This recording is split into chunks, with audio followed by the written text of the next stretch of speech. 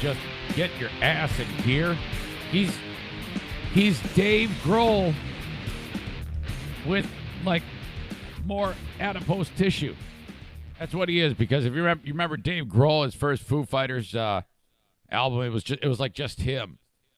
You know, he sat around and he did the drums, he did the bass, he did the guitars, he did all the fills. He sang. That's John. I think he's like, yeah, but I can't sing. Yeah, you can. Come on. If Joe Satriani can put out an album that he sang on, you can do this.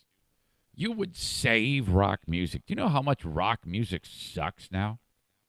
You think about it, 30 years ago in rock music, the music that they made then is still like relevant today to a lot of people. Do you think that the rock music made today will be relevant in 30 years? I don't know. Or maybe it will. Maybe I'm just sounding like a boomer, which I'm technically not a boomer. I don't know. What the hell do I know? Welcome into the Eric Zane Show podcast. I got a couple of dogs here. O'Neill was being shy, and he's still kind of being shy on the Facebook feed. You can't see his face. I got a wider angle lens for YouTube and Twitter. Twitter is brought to you, of course, by our friends at Blue Frost IT, Facebook, Irvine's Auto Repair, Grand Rapids Hybrid. However you enjoy this show, doesn't matter as long as you get it. You might be getting it on Facebook. We do that each and every day at roughly 8 o'clock. Another late start today, but I was ready. I was just kind of like dilly-dallying. And then if Facebook's not your thing, if you're one of those I hate Facebook, go over to YouTube. Just search Eric Zane Show on YouTube. Subscribe to that. There's like 5,000 of you that subscribe to my YouTube channel. I'm using that more and more. Twitter, of course, that's a Periscope joint. Right now we're on Twitter. And then, of course, there's those of you that get the audio podcast and listen at your leisure. Downloadable. There are hundreds and hundreds of episodes of the Eric Zane Show podcast, okay? Yesterday, I published a lot of material. It was a very, very busy day. You had Ron in here. You had the regular podcasting going on. I had guests from the Jaeger Foundation who are quickly becoming terrific friends of mine.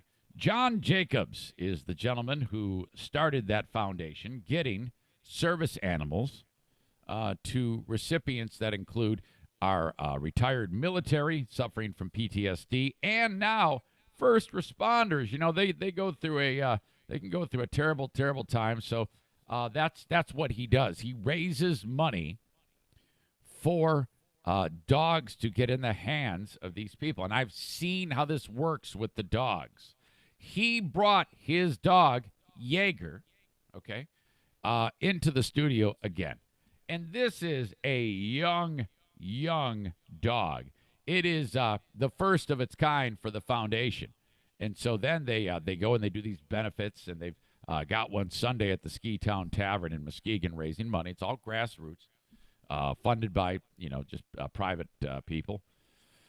And then they gather up that money, and then if somebody reaches out to them in Washington, D.C., and says, I would like to apply for a grant opportunity to get a dog, they don't send a dog. What they do is they search out in the area of that where that person lives where they could get a dog, and then the money goes to that provider in that area, okay? Once the person passes all the qualifications, usual red tape, but not a lot. That's what makes it spectacular. It's so not red tape-y. And then they go ahead and they hire the right trainer. Or they have contacts all over the United States.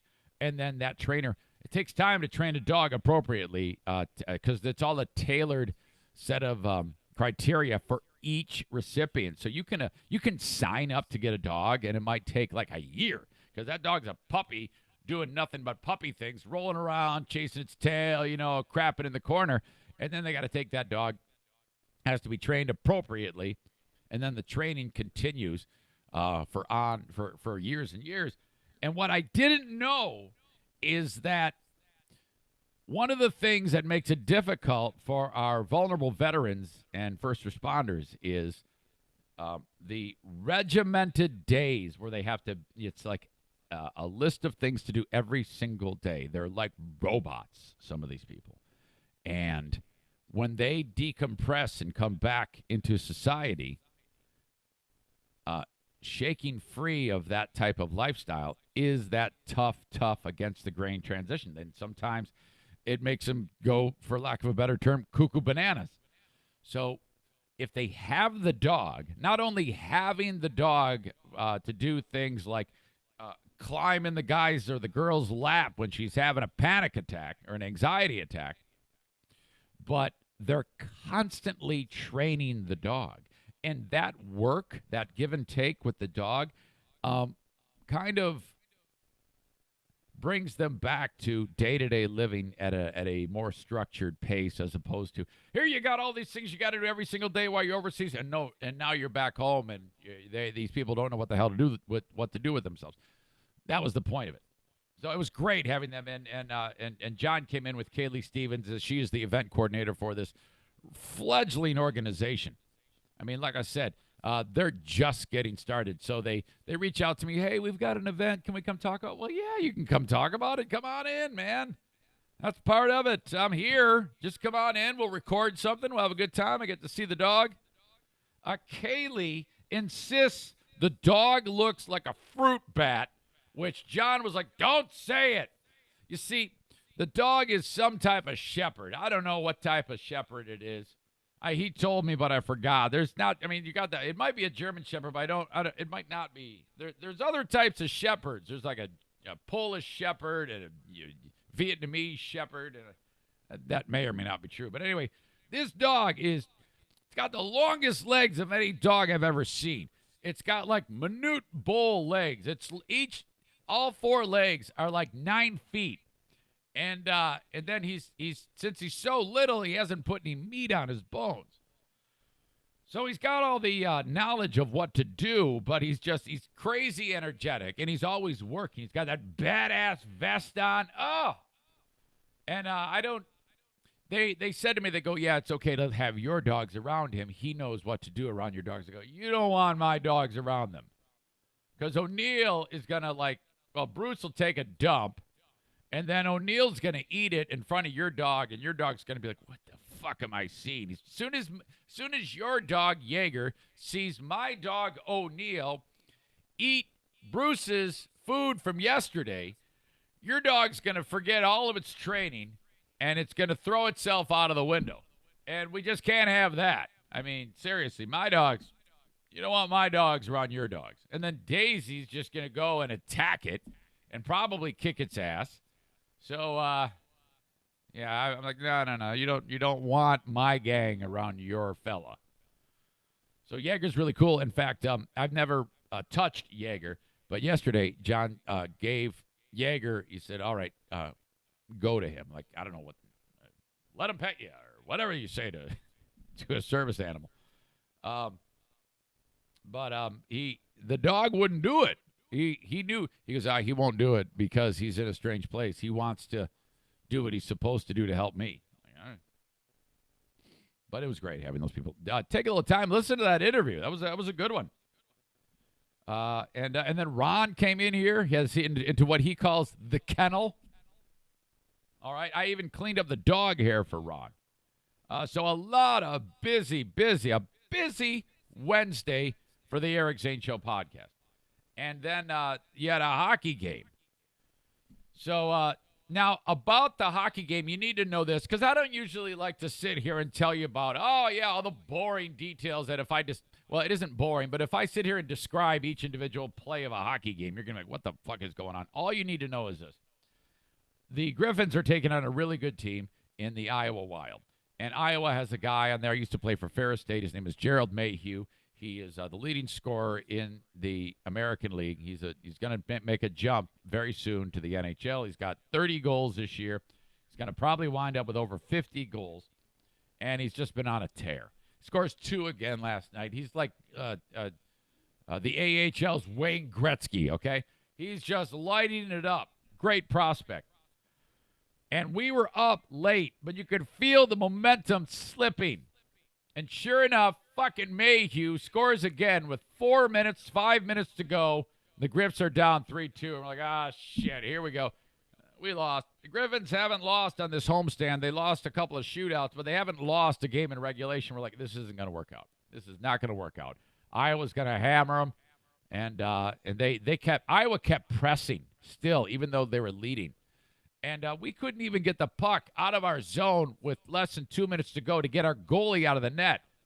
We finally clear the frickin' puck. Pat Nagel, the goalie, skates out to the bench, so we got the extra skater. And then it's kind of chippy. We're down about 50 seconds. And Griffins forward Chris Terry. This was the craziest damn thing, but he's done it before, and I don't know if Iowa realized he had this ability. I want you to picture a hockey rink, and in the corner behind the red line is the goal line. So essentially, though in the corner, Terry is behind the goalie, but in the corner. So he's probably 20 feet away from the goalie, but further back. And he scored. How? Think about that angle. How could he have scored if he can't even see the opening of the net? And this cocky players can do this shit. He sees the goalie's back. For an instant, the goalie kind of leans out a little, and Terry shoots it and bounces it off of the back of the goalie, and it goes in. And all of a sudden, the red light goes out. We're like, what the fuck just happened? The guy just put it in off the goalie's back to tie the game with under a minute to go. Everybody goes ape shit. It was crazy, awesome, fun. So now we're tied. We go into overtime. Overtime, people are, it's that 3-on-3 gimmick that they do, which, I don't hate it, but 5 minutes is enough because it's just skating back and forth, and you're just waiting for a breakaway, and nothing happens. We go to a shootout. Matt Pumple shoots the go-ahead, shoots and scores the go-ahead shootout goal. Griffs win. Very, very fun. Congrats to them. Okay. I heard from Zaniac Megan, one of the terrific leaders over at Irvine's Auto Repair Grand Rapids Hybrid. I can't say owner because she's not, but she helps run the place with her mother and father, Jamie and Eric. One day she might own it. As you know, she's a cover girl on, what's it called? Bondo Magazine. There's an automotive trade magazine that Megan, national publication, she got into like this hot dress, and she appeared on the cover of Bondo and Sparkplug magazine. It's a big deal in the industry, and they even put it on a billboard for the world to see. Well, now Megan is kind of like an ass kicker. So for some reason, she wasn't happy with making all of the guys drool all the time and decided she wanted to change things up. And she reached out to me today, and I'm like, what are you talking about? But I mean, I had no idea. But she goes, I just want to thank you for getting my ass to drop sugar. I'm going back to keto as of right now. And I'm like, oh, okay. I didn't even know that you were struggling, but you say you are, then go for it, She just sent me a text message. I don't even know if she wanted me to talk about it, but she probably does. She didn't care. But, yeah, so she's going down that road. And that's what I want to start with here is because that, to me, that's what works for me, that type of diet. Now, sure, I fall off the wagon, and occasionally we'll pound an entire box of Cocoa Pebbles. Yes!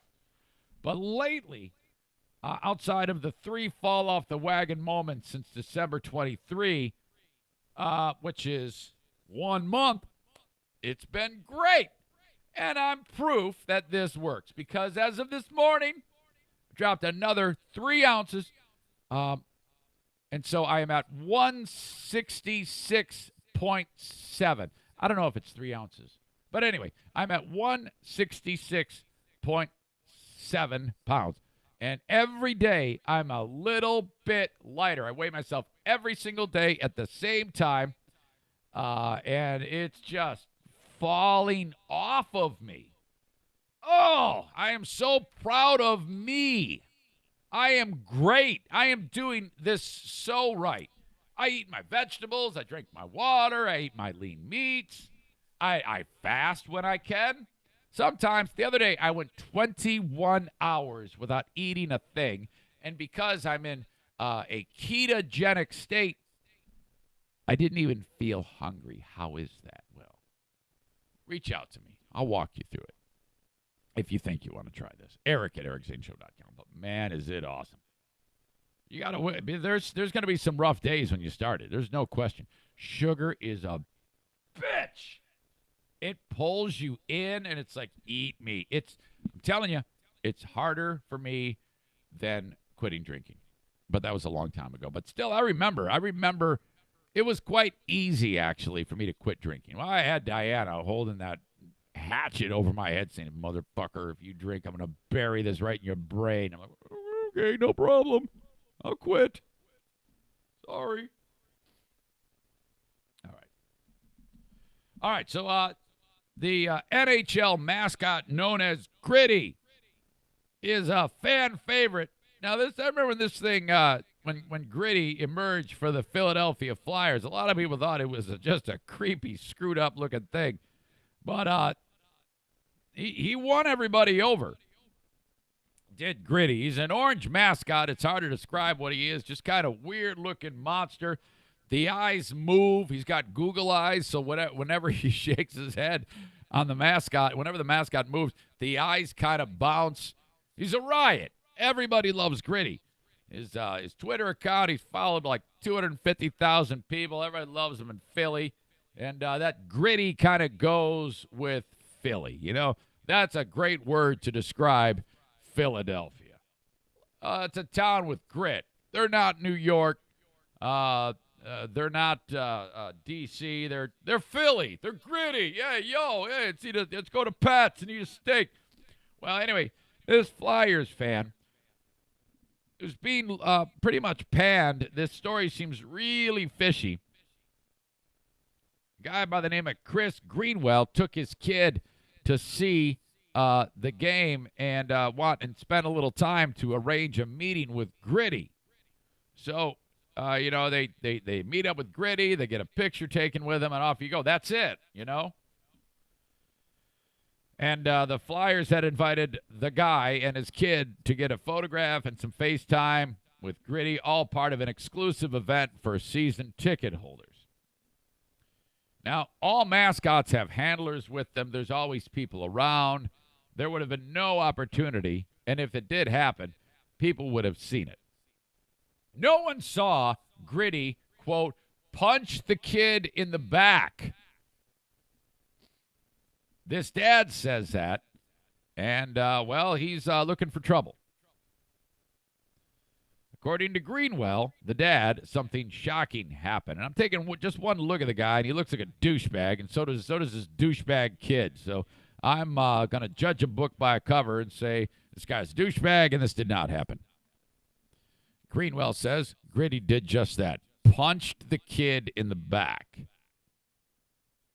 In Greenwell's telling, Brandon playfully patted the mascot on the head after the photo was taken. As Brandon walked away, Gritty got out of his chair, took a running start, and punched my son as hard as he could, Greenwell said Wednesday.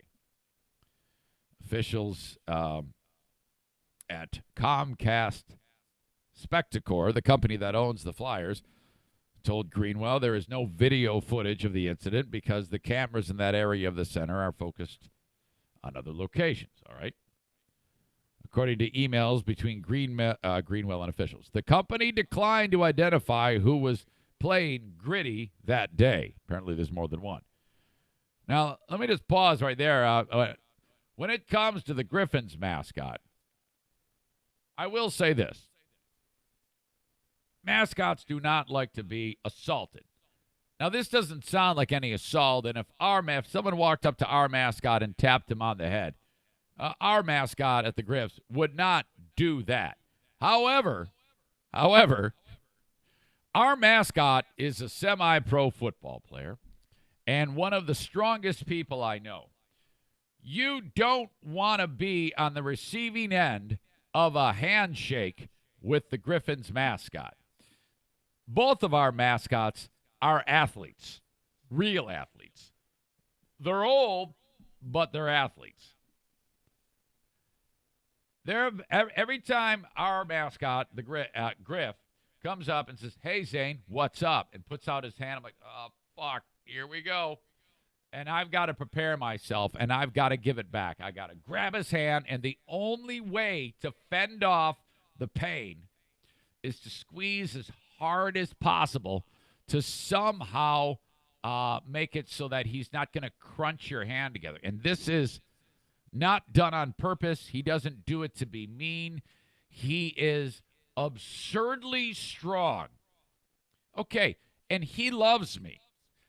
But if you fuck with Griff, or Finn for that matter, well, it's going to get bad for you. You do not want to do that. I've witnessed it. I've witnessed how the aggressive response could be. He's kind of like, you do one to me, I'm going to do 5 to you. The old, you take out one of our guys, you put one of our guys in the hospital, we're going to put 5 of yours in the morgue. So, doing anything other than, "Hey, Griff, how are you?" is not advised. Do not do anything more than say hello and tell him you love him. You don't want to piss Griff off. He's a great mascot. In fact, the American Hockey League has recognized him many times, and Finn for that matter, as mascots of the year for their delivery of quality entertainment and communicating with no voice to the crowd. Gritty does this too. So this asshole says Gritty got a flying Conor McGregor punch on him.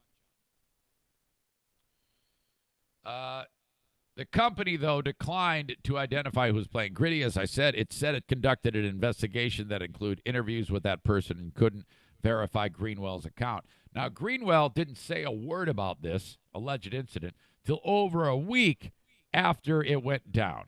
That's weird. You would have thought that right then he would have said something, right? I mean, if your kid got attacked by a mascot and punched in the back, first of all, why didn't you kick the mascot's ass? Second of all, if you're not going to do that, why didn't you say something? And then, how about this? Now he said he's taking his kid to a chiropractor to cure him of punch symptoms, which sounds fishy. Come on.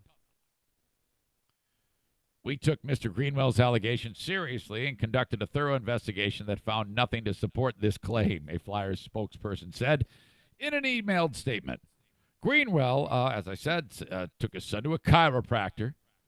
The chiropractor that Brandon suffered mild pain and diagnosed him with a back bruise or a contusion to lower thoracic spine with subluxation. That is a fancy way of saying a small bruise? Really? That's embarrassing. I want to talk to that chiropractor because there are good chiropractors and there's bad chiropractors. The chiropractors that I'm trying to get to be a sponsor of the Eric Zane Show podcast are good chiropractors. There are bad chiropractors. And this is probably one of them. The dispute has crossed from he said, Gritty said, into the realm of law enforcement.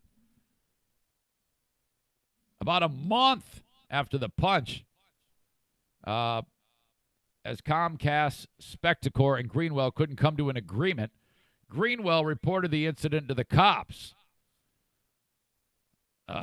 So basically, Greenwell was looking for money, and when that didn't work, he turned to the cops, which is dubious at best. That just sounds stupid. The matter is being investigated by the South Detectives Division. That's embarrassing. The cops like, you've got to be kidding me. In Philly, I'm surprised they didn't just whip out a pistol and pistol whip the guy for even coming to them with such a stupid thing. Wasting police resources with this shit. Police spokesman on Tuesday described the case as an alleged physical assault and occurred during a photo shoot. Active and ongoing. Man, this is embarrassing. Greenwell says he's dumping his season tickets after 22 years. Well, good. After the alleged punch, Greenwell emailed officials at Comcast Spectacor first complaining of the lousy picture with the mascot who didn't look at the camera. And you'll see it. I'll link it up in the comments. First, he complained about that. So he complained about that first. Then he raised the more serious and disappointing concern. I know it was not correct for my son to harmlessly tap him on his head, but for a Flyers employee to throw a full punch at someone with his back turned and hurt a 13-year-old boy is assault, unprofessional, and unacceptable for your organization. Officials said there was no proof that Gritty hit the kid, but offered special perks to make up for the bad experience. Greenwell's, they're going to give him the foam finger, maybe the little coupon for a free order of curly fries, upgrade a medium to a large soft drink, and you only have to pay $15. They said they offered to show the kid on the giant scoreboard or let him into the locker room to meet the players and get autographs. They even offered to let the brat sit on the players' bench during warm-ups before a future game. That's great. You don't want that? What do you want then? I mean, outside of that, what are you expecting? $1 million if this even happened? I've investigated your allegations, and nobody witnessed the incident as you described it, wrote so-and-so from the team. It's unfortunate you and your son had the bad experience. Therefore, we offering you all this shit so you'll go away and quit being a cock. At no time did I state that any of my colleagues hit your son. Gritty, however, recalls being hit on the head repeatedly by someone during one of the earlier photo shoots. Man, so it's just going back and forth. Greenwell said he has not hired a lawyer. Amazing. Adding that all he wanted was an apology and something special for his son. They offered it. And then he filed a complaint with the cops. Oh, screw you.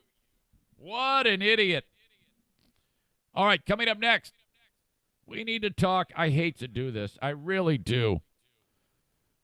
But it seems like these stories happen in bunches when it comes to Antonio Brown. I'm not going to go back and give you an old story. I'm going to give you new stuff that happened since we last spoke. When we last spoke, we talked about how there was an incident with a moving company. He can't even deal with a moving guy who brings his shit to his frickin' house. There's an update. All right, this weekend, Friday and Saturday, you heard me interview him.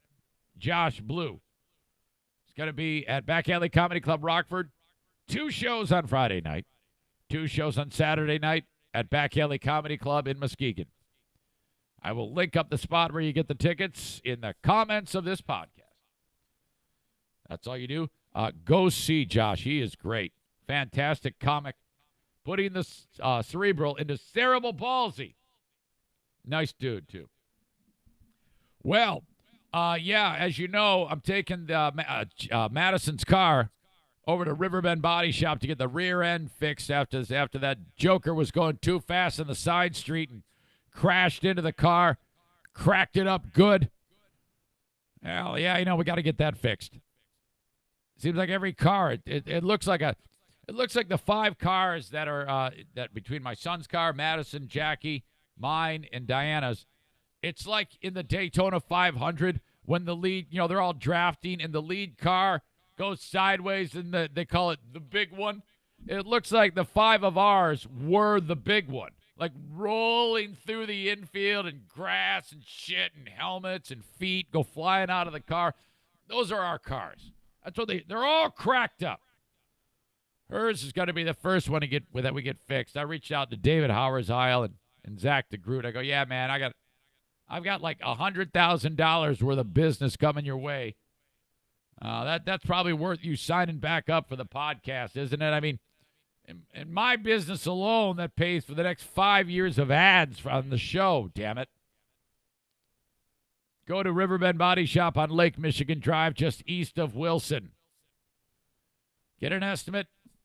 Get that appointment set. You got a free loaner car. You're working with a terrific, awesome local business that have been fixing cars for more than 70 years. Please mention my name when you reach out to Riverbend Body Shop online at riverbendbodyshop.com.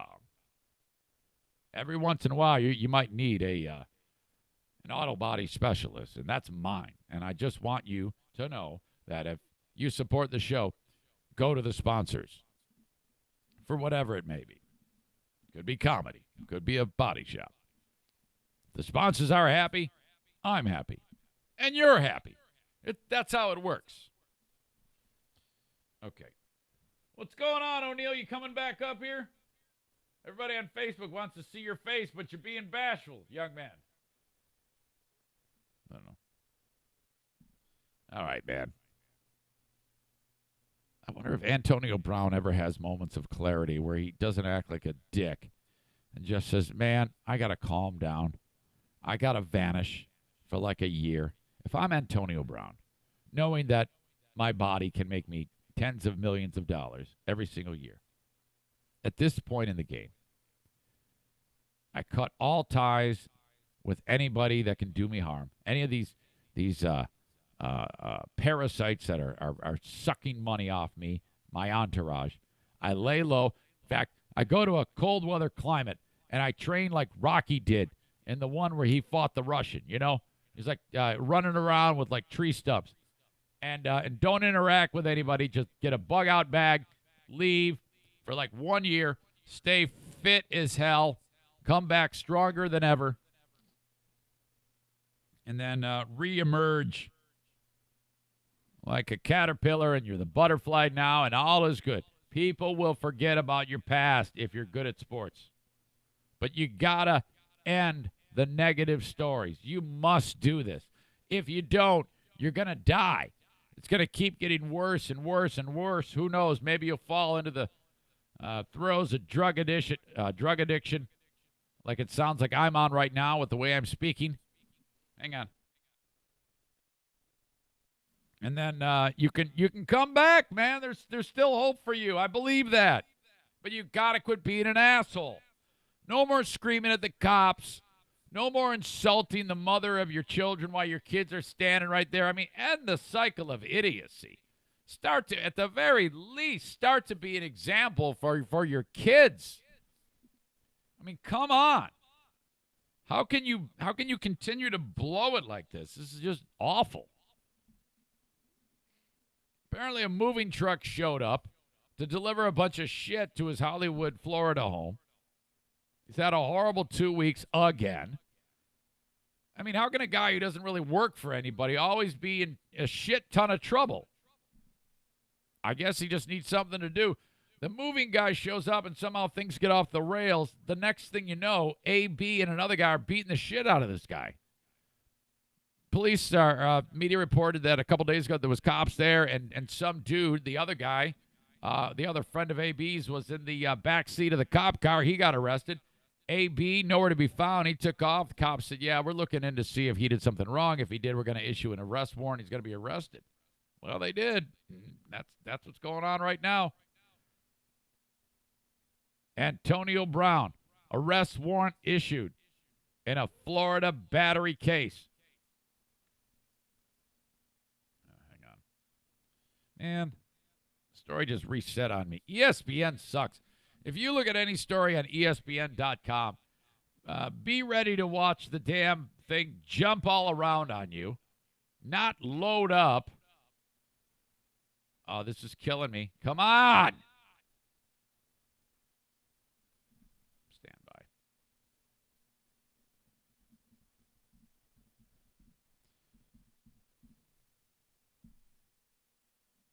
Yeah, I can't even get a damn news story to load up.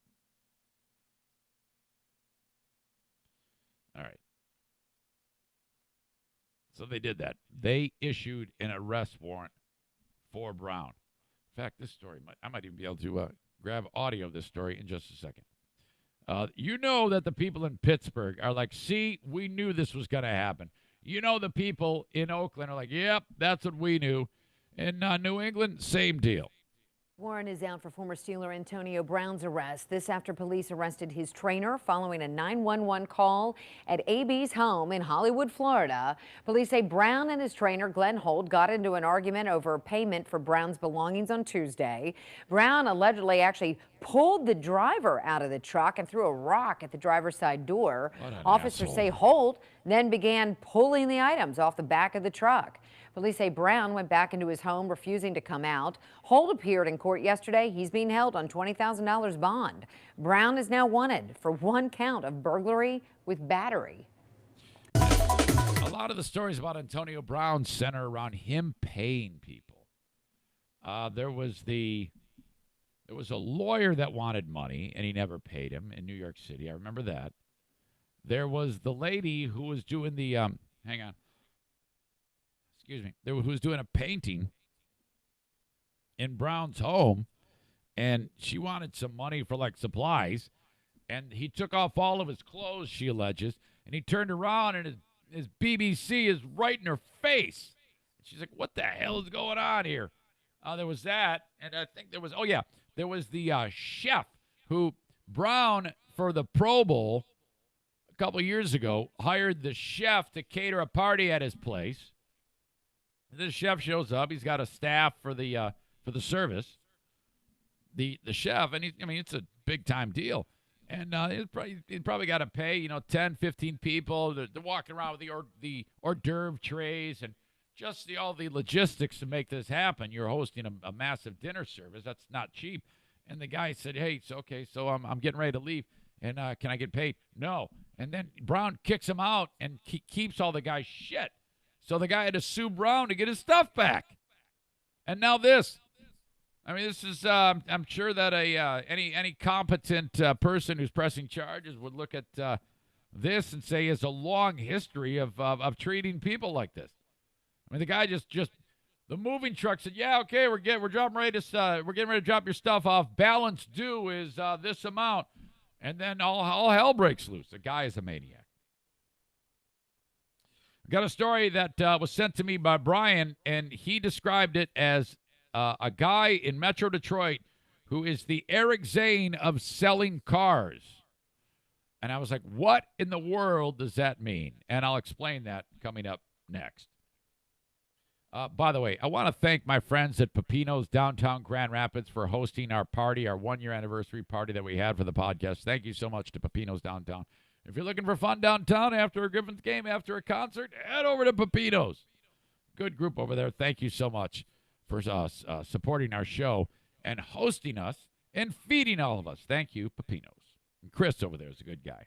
They're all good people.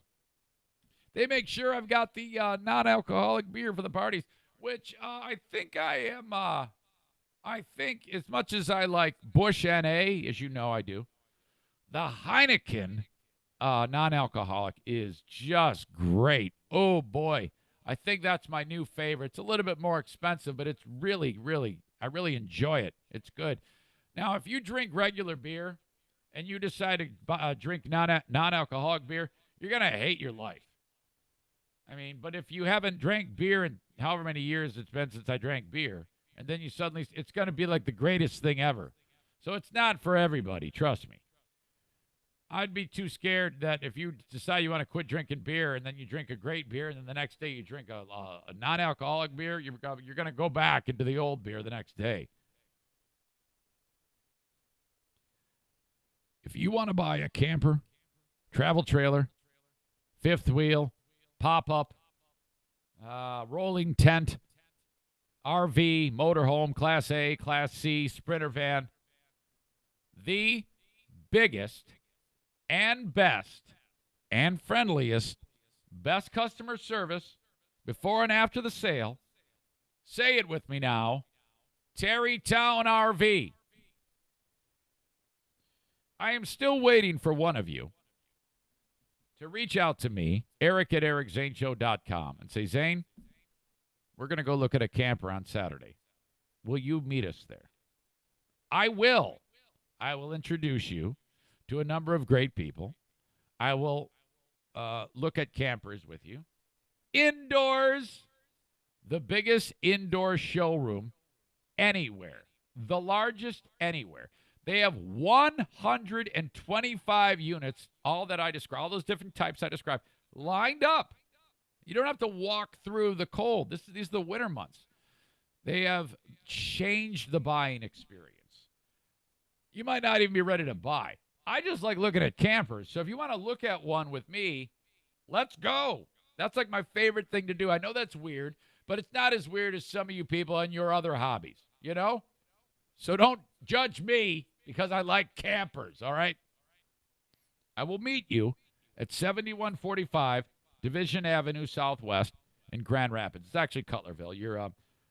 It's Division just south of 68th Street. You can't miss them. It's big because you got Terrytown RV, Motorhomes to Go, the indoor facility. It's all part of one big campus. This is just the best. They had a great camper and RV show, but every day is a camper and RV show at Terrytown RV. And I am so happy that they are a sponsor of this show. Thank you so much to all of you for supporting me. One more thing. If you're a young family, let's say you've got a 6-year-old and an 8-year-old. They get out of school. What are you going to do? You're going to go and spend a fortune on a week-long vacation at Disney World where you spend $7,000?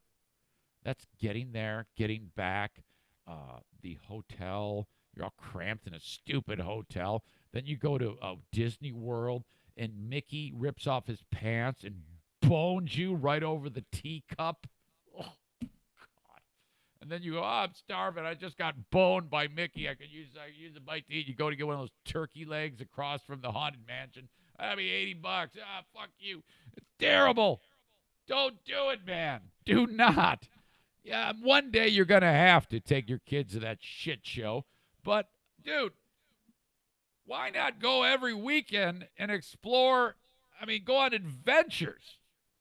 You don't even have to tell them where they're going. Where are we going this week, Dad? Oh, I'm not going to tell you. You go over to Pioneer Park. You set up shop. You know, you marshmallows, s'mores, hot dogs, open fire. You're drinking like a fish.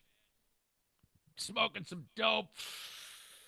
Old ladies looking at you. Your kids go off in the tot lot. You bam, right there. That thing's rocking. It's awesome. Are you kidding me? That's what you do. Everywhere. Go up to Traverse City. See those rich effers. You know, go up north to Oswald's and look at his friggin' tortured bears. You go up to what is it? Tequamanon Falls. That's a big destination. Pictured Rocks. What are you doing going to see that stupid mouse? It's the longest commercial ever. That's kind of a rant, though. I'm not done, though. I got to pay more bills, so stay with me. Don't you dare not listen to the ads, son of a bitches. If you're a small or medium-sized business, you need to reach out to Blue Frost IT. I can't stress this enough. You don't want to be there with your pecker in your hand when things go south on your small or medium-sized business with your tech. Hey, Alan. What is it? Things just went crazy. It says I got some virus. All right, I'm on it. 616-200-8550. Give a call to Blue Frost IT. A monthly subscription to their services keeps you in the green. You don't want to be in the red. You want to be in the green. Trust me, this is going to happen to you at one point down the road. You don't want things going crazy on you. He can update your systems. He can do all the various preventative maintenance. It's like what Joe Martinez does for your furnace and AC, but it's for your tech. And if you work for a company and they're struggling, mention this to the boss. Blue Frost IT, 616-200-8550, all right?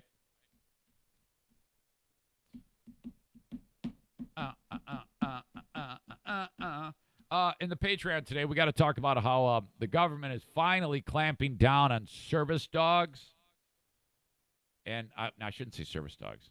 I should say emotional support animals. There is a big, big difference. We're going to talk about this in the Patreon, and I can't wait. You ever be on like an airplane or there's some lady brings her stupid dog and the only thing she's suffering from is fat?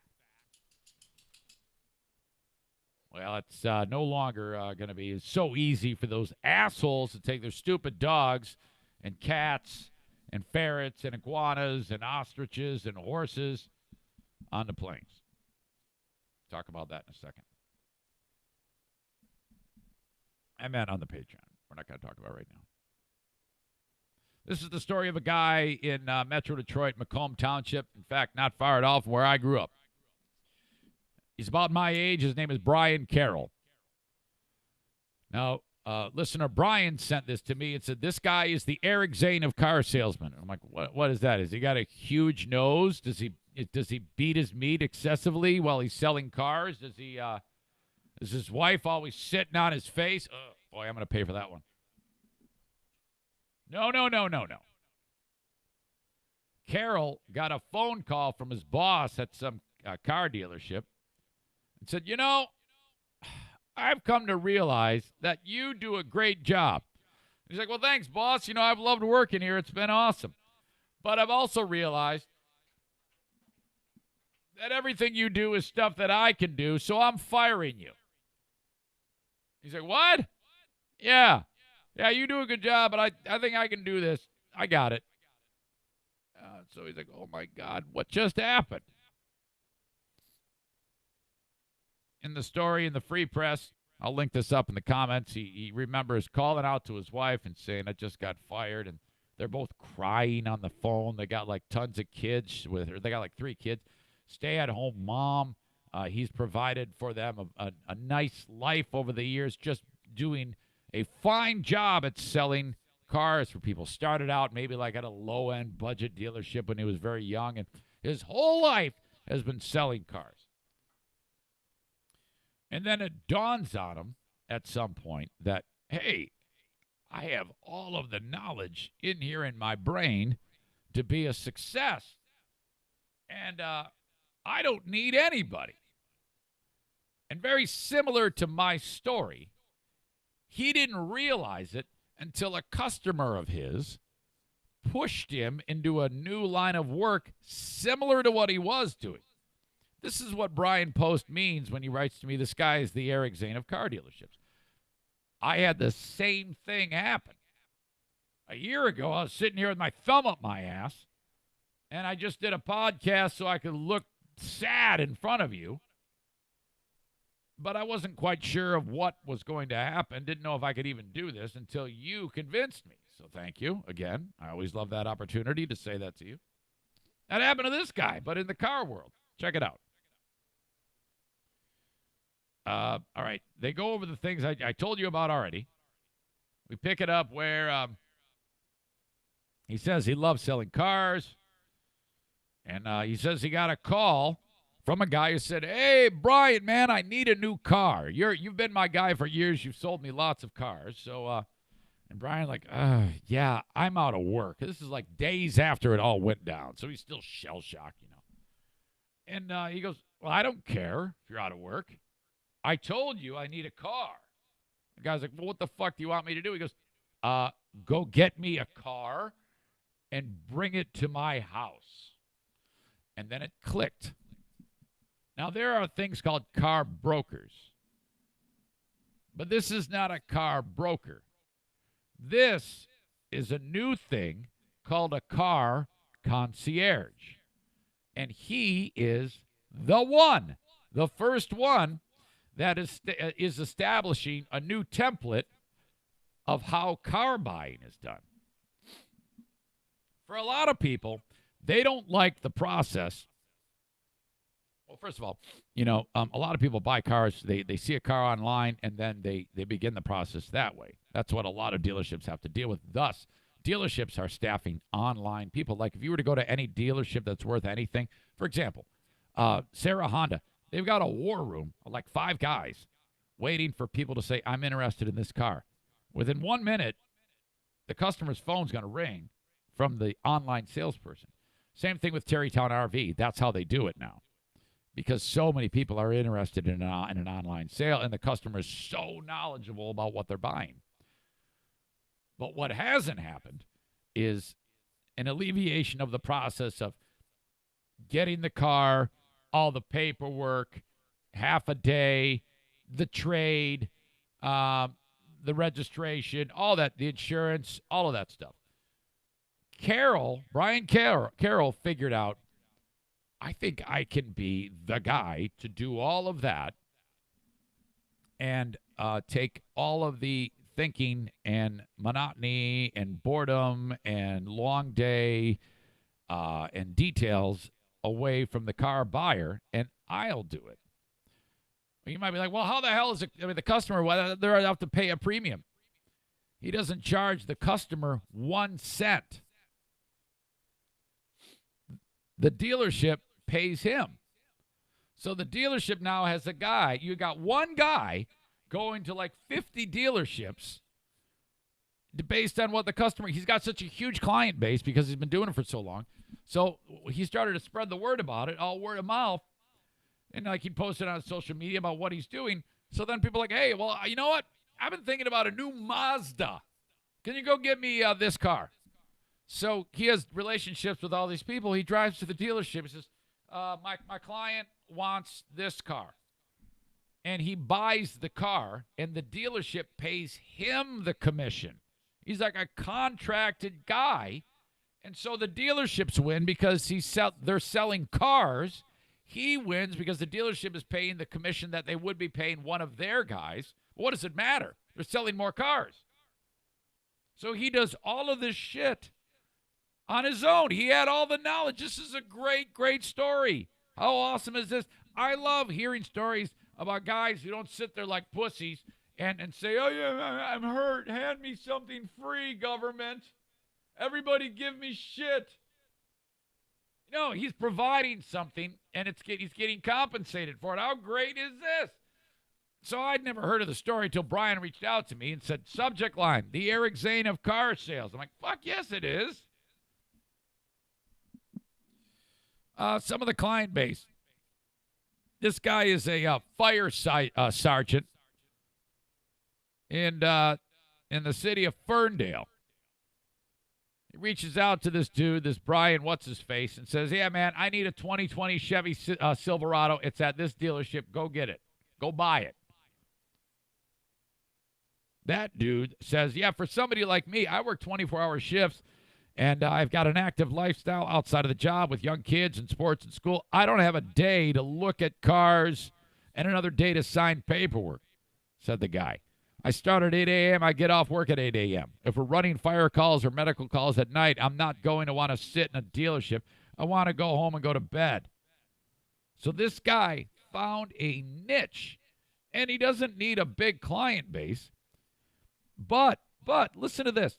Now, he's been at this for about the same time that I've been doing this podcast. Because I've been a year and, a couple weeks. He's been doing this for 367 days. It says here, according to the article in the Free Press, which I'll link up for you, Brian Carroll, in 367 days after losing his job, he's selling 30 to 35 cars a month, which is awesome, really good. And even as many as 52 is his all-time high in a month. Yeah. He's transformed the car buying experience single-handedly by himself. He's the only guy that's done this for customers in Michigan, New York, Florida, and Wyoming. Wow. I love this story. There's a headline that says it's very uncomplicated. This one person says, yeah, I've done this a number of times. It's nice working with someone who doesn't try to sell customers something they don't need. Apparently, this guy had a bad experience. He does a lot of his business by text, even. He drops the car off at people's houses. Here's your car. He says it takes just a handful of minutes to get through the paperwork. He takes care of all of that. And then he gets an Uber. The Uber takes him home. He's got one guy who's flying in from New York to pick up a Cadillac that he wants. Jesus, this is great. I love this story. Very, very cool. for that dude. I'd like to get him on the phone, actually. I think I need to reach out to him. Very interesting story. Brian Carroll, I'll link it up. You can check it out.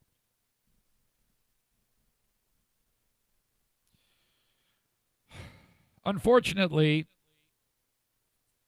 no, I can't say that. I am not going to tease the next thing I have to tell you about. But I have one more thing to tell you about. Stand by. I got to find it. I want to thank BK Guns and Stuff.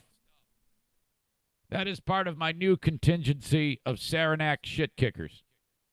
The Saranac shit kickers are more moms and pops who are making a terrific living, working hard to try to make a terrific living in their respective fields.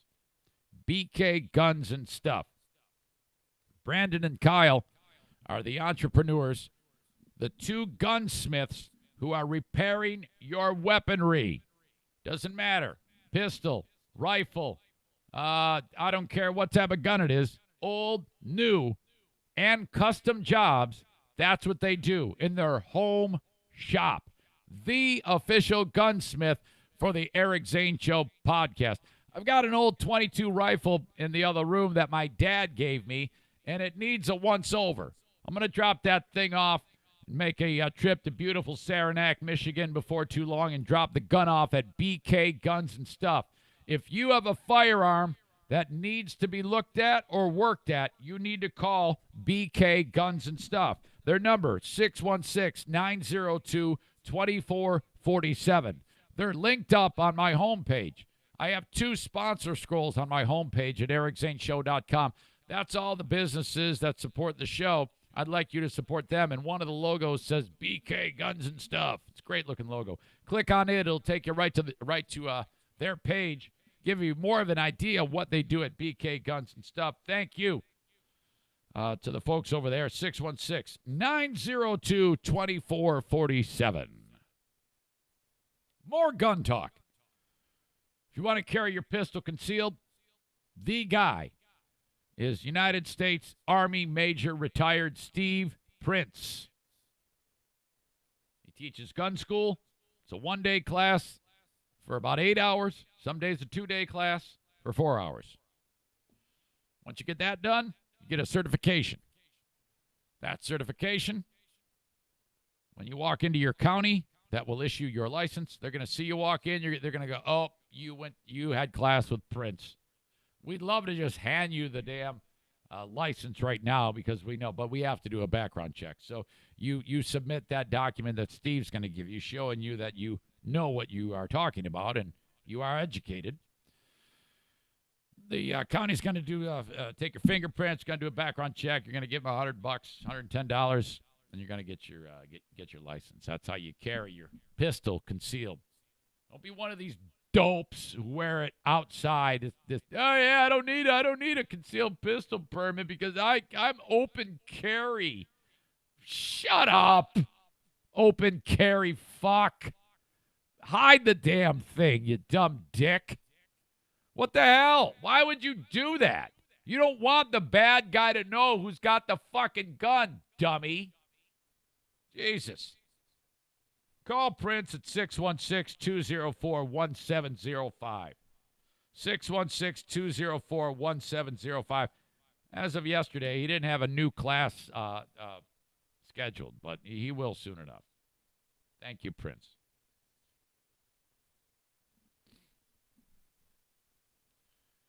Just yesterday, I got an update on Jay Allen. Came down at about 8 o'clock in the evening when I was at the hockey game. For those of you who don't know, perhaps you're new to the show, Jay Allen made a name for himself on the radio in Grand Rapids. Used to work with Rick Beckett and Darla. And terrific velvet voice. My first interaction with Jay was when I heard him do Rampage games. And I hadn't even yet begun my PA work with the Griffins. And I'm like, who is this guy? This guy is spectacular. He's done PA for many, many years. He's lended his talents to his kids' school over the years. He's a extremely faithful man, his entire family. And just a wonderful, wonderful soul.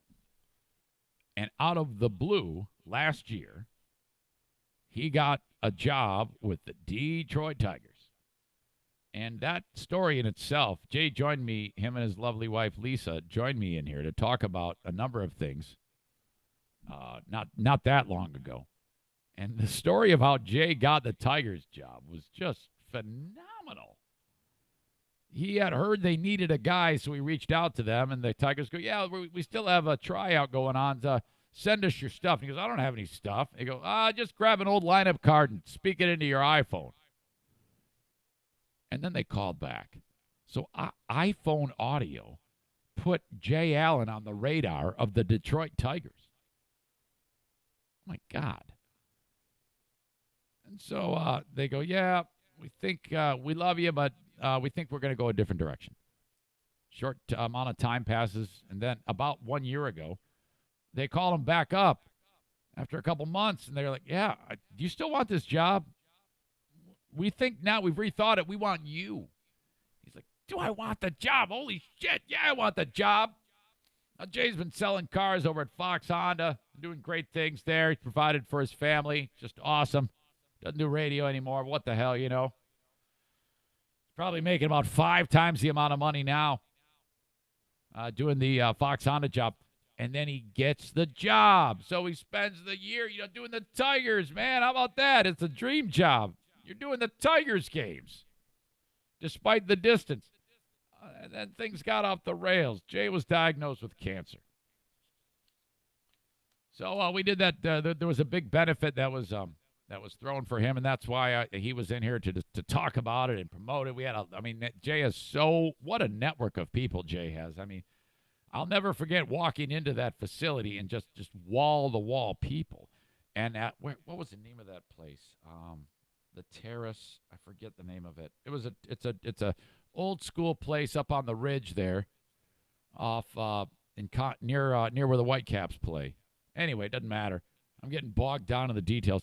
The room is packed. I mean, it's actually 2 rooms, and there was like bands playing, Denny Middleton, and like a who's who of radio people are there, and the good folks at Wood. Phil Tower was there. A longtime legendary radio voice Gary Allen was there, along with the guy who he handed the baton off to, Steve Kelly from Wood Radio, and their better halves. It was nice seeing them. Bill Simonson was there, lending his support. Johnny Brand Sr. I mean, this is like a who's who of love, is what this was. So that was awesome. And Jay was his cancer was caught at a point that wasn't that great. The timing wasn't very good. It was stage 4.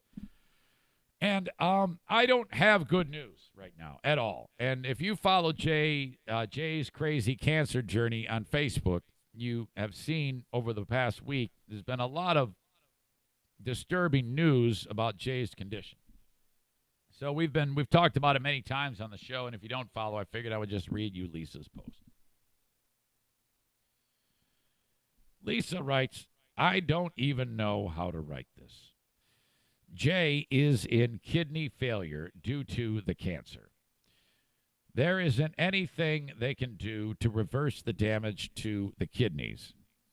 They are going to try dialysis, but they really don't think it will help. Jay wants to try because then he knows he has done everything. No more chemo. They have given him 7 days. His faith is still strong. He amazes me. Don't stop praying because, as Jay says, as long as there's breath, there's hope. We can't thank you enough for all your love and support. Our hearts are breaking, but we will love him through this. AJ and Erica are flying in tomorrow so we can do this as a family. God is still good, and he didn't make this happen. We can't be angry. I have questions for the big guy, but I don't blame him. Please pray for my kids. Lisa adds, I lost my dad, and I know the pain. Love, peace, and friendship. Lisa, Jay, Allie, AJ, Erica, Faith, and Brett. So I just wanted to share that with you all because a lot of people had a lot of thoughts and prayers about Jay, and I just wanted you all to know that. So if you could please keep that family in your prayers, that would be very, very good and important. Okay, well, you know how it is with me. I'm going to kind of just regroup this thing, and I'll talk to you folks in a little bit. I'm just going to end it there. Thank you so much for listening and putting up with me. I hope you're okay. God bless you. And God bless the Swearinges.